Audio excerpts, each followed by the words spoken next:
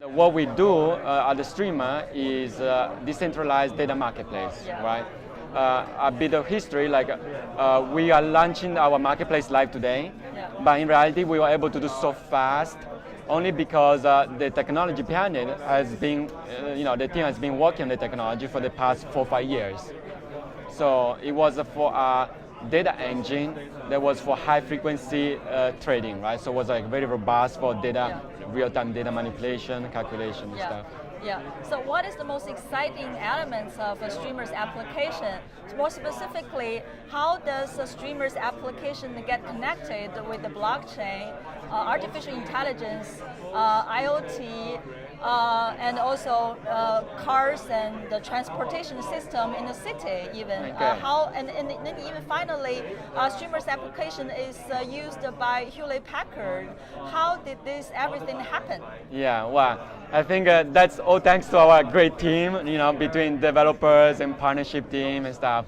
But I think the main value proposition of Streamr is we are creating a decentralized data marketplace for real-time data. And we're bringing data sellers or providers to buyers, or this is potential data, right? What makes Streamr unique? That we have a lot of projects trying to tackle, right, this thing. So the first thing, as you mentioned, is the decentralized part and the real-time data marketplace. So those two combined. How do we decentralize, or how we leverage the Ethereum blockchain, right? So what we do is we have a hybrid system of on-chain, on the blockchain Ethereum, and off-chain technology. So on-chain, what we do is we leverage Ethereum smart contract to do automated, no middleman fee payment or transaction settlement. We do a reputation system on our marketplace on Ethereum, and we do data ownership and a lot of other factors like bad vendor flagging and the scoring system and stuff. And those are great because those don't need a lot of transaction. Don't need a lot of throughput.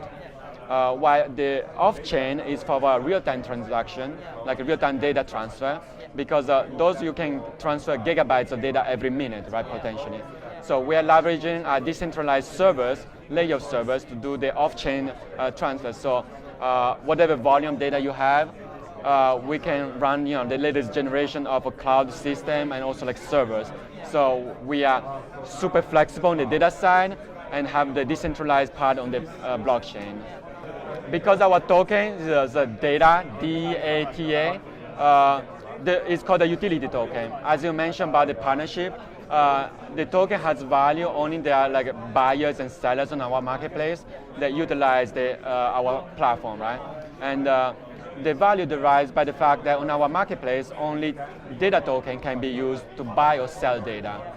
And also like our broker nodes is what our servers, right? Decentralized broker nodes. If you or me, we want to run a broker node on our computer during spare time, or like you have other computers allocated, right?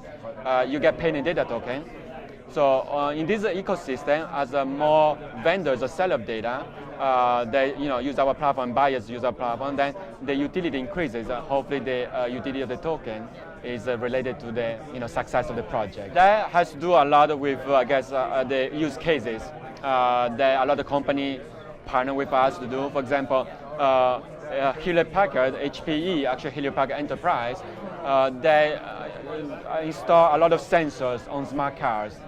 And those sensors, they need to find a way to monetize it, right? Or share across car-to-car transactions to make self-car much more smarter. And the way they're being adopted, or they hope that they adopt our system, is that we are decentralized neutral zone. So this means we don't own the data, and we don't take advantage of the data in our system. So this means like Audi, they are much more like they're happier to send data in a neutral server, decentralized. They're sending the data to Toyota, and Toyota, they don't want to send the data to Mercedes. But if we create this neutral, decentralized data marketplace, they'll be happy to share anonymously.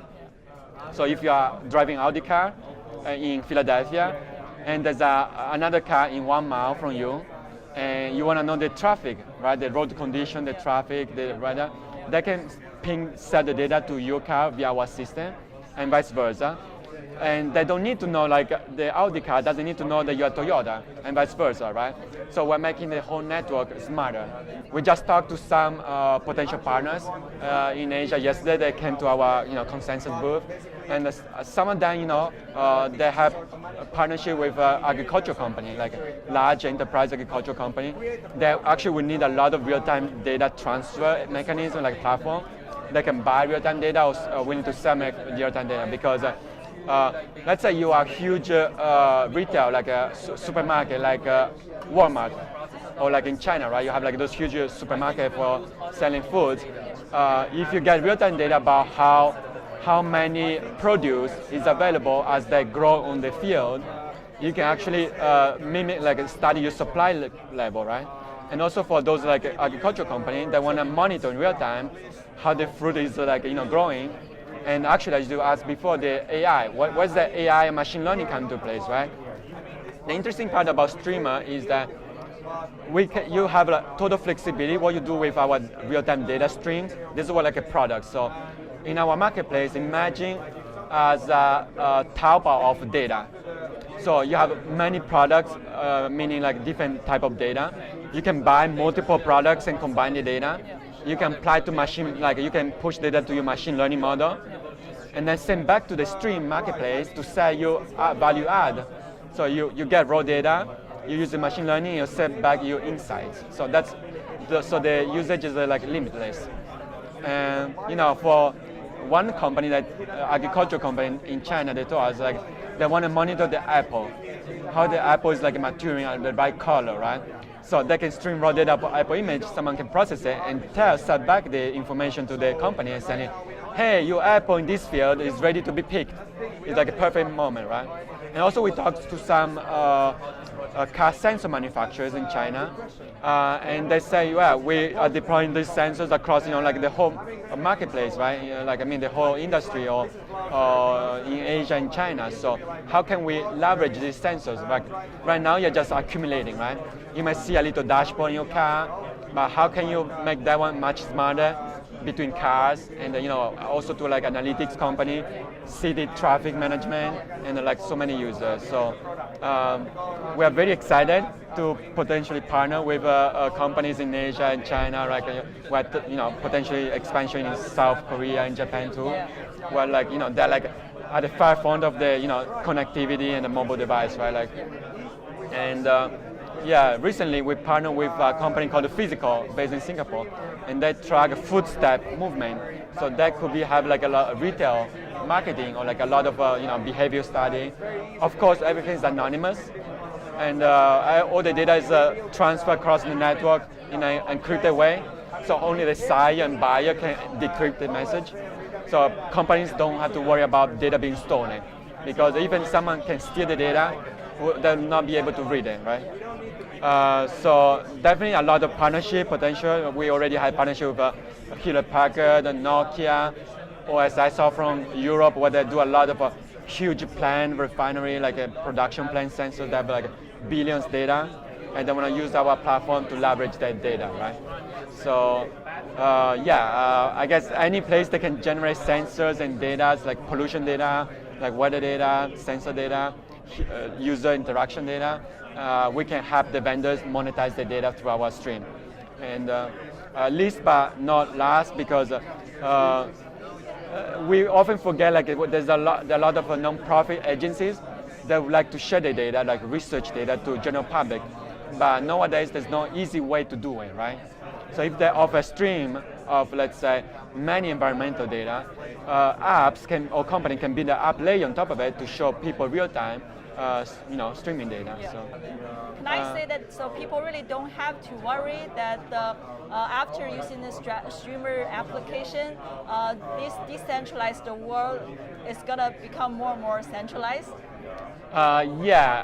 Very good point. Because as we're seeing with the mega companies, like in our case, like in Western world, Google, Facebook, and like many, Amazon, they aggregate a lot of data, right? And you don't know who they're selling the data to.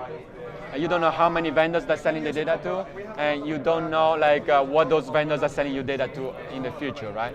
So for this reason, what we're building is a decentralized system where users can track where the data are being sold to, which means like in the ideal future, you as you sign up on a platform, you can see via a signature on the blockchain, anonymous signature. It's like your data is being sold to this platform, to another platform, to a platform in the future. So you have a much more control, definitely. Yeah. And because we're decentralized, we don't control the data, right? So there's no monopoly in us. For example, now Google Maps owns the traffic data. So if you are a startup or you are a competitor and you want to tap into that data, they might one day decide to shut down the door. So in a decentralized way, all the smart car will share the road mapping, traffic, right, conditions in real time. So any car can plug into a real-time traffic condition. Or as a startup, you can build on top of our layers. And then in an ideal future world, like platforms can share the revenue with the users. Because on our system, users can see the data being sold and the revenue generated. So a smart platform or new generation social media, they might say, hey, let me put that revenue back into a smart contract that says all the revenue we get, 30% gets back to our users, and 70% gets back to the platform for development and then progress in the future.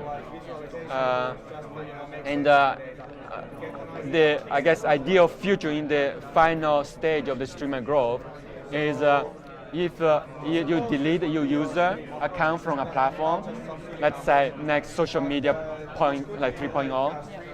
Once you delete, you have the right to pull back all your data because you provide your data mapping, right, of your data. And if all vendors agree, then you have the right to pull back the data and finally to be forgotten, right? The right to be forgotten in the network. Thank you so much. My best wishes to you and the Streamr in Asia in the future. Yeah, thank you. Yeah, thank you.